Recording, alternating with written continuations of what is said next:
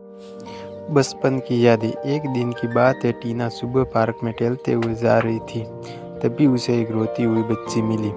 टीना ने उससे रोने का कारण पूछा तो लड़की ने बताया कि वह जिस गुड़िया से खेल रही थी वह इसी पार्क में खो गई है। टीना ने उस बच्ची को उसकी गुड़िया ढूंढ लाने का वादा किया, जिससे वह बच्ची चुप हो गई। टीना ने गुड़िया ढूंढने के लिए समय मांगा और फिर दूसरे दिन गुड़िया लाने का वादा करके वहाँ से चली गई। पर गुड़िया ना तो टीना को मिली और ना ही उस बच्ची को।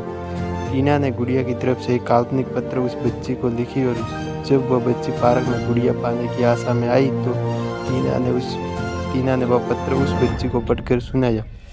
पत्र इस प्रकार था: कृपया रोना मत, मैं समय समय पर उस गुड़िया के बारे में तुम्हें लिखती रहूँगी, बस तुम रोना मत। अब टीना रोज उस खोई हुई गुड़िया की तरफ से काल्पनिक पत्र लिखने लगी और लगभग रोज ही उस बच्ची को पढ़कर सुनाती, जो कि यात्रा का काल्पनिक वर्णन हुआ करता था। टीना ने इस काल्पनिक लेकिन रोचक वर्णन ने उस बच्ची को रोने नहीं दिया। वह खुशी खुशी अपनी गुड़िया की गुमकगड़ी के किस्से सुनने लगी। अब वह खुश रहने लगी।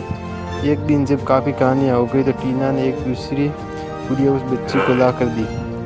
जाहिर है वह गुड़िया बदली हुई थी। उस बच्ची को अपनी खोई हुई पुरानी गुड़िया जैसी नहीं लगी, तो वह टीना की ओर देखने लगी। टीना अनजान बनते हुए गुड़िया में सिपकी एक चिट्ठी को निकाल कर पढ़ने लगी, जिसमें लिखा हुआ था, ये मैं ही हूँ, तुम्हारी वाली गुड़िया जो पार्क में खो गई थी। दुनिया भर की लंबी यात्रा की वजह से मैं थोड़ी बदल गई हूँ। बच्ची को इस गुड़िया और टीना पर विश्वास हो गया। वह गुड़िया लेकर घर चली गई। वर्षों बाद जब वह बच्ची बड़ी हो गई तो एक दिन वह अपनी अलमारी में कुछ ढूंढ रही थी, तो उसका ध्यान उसी गुड़िया पर गया जो टीना ने उसे दी थी। बचपन की बातें याद करके वह हंसने लगी। उसे समझ आ चुका था कि टीना ने कैसे उसका मन रखा। उसे उस गुड़िया पर फिर प्यार आने लगा।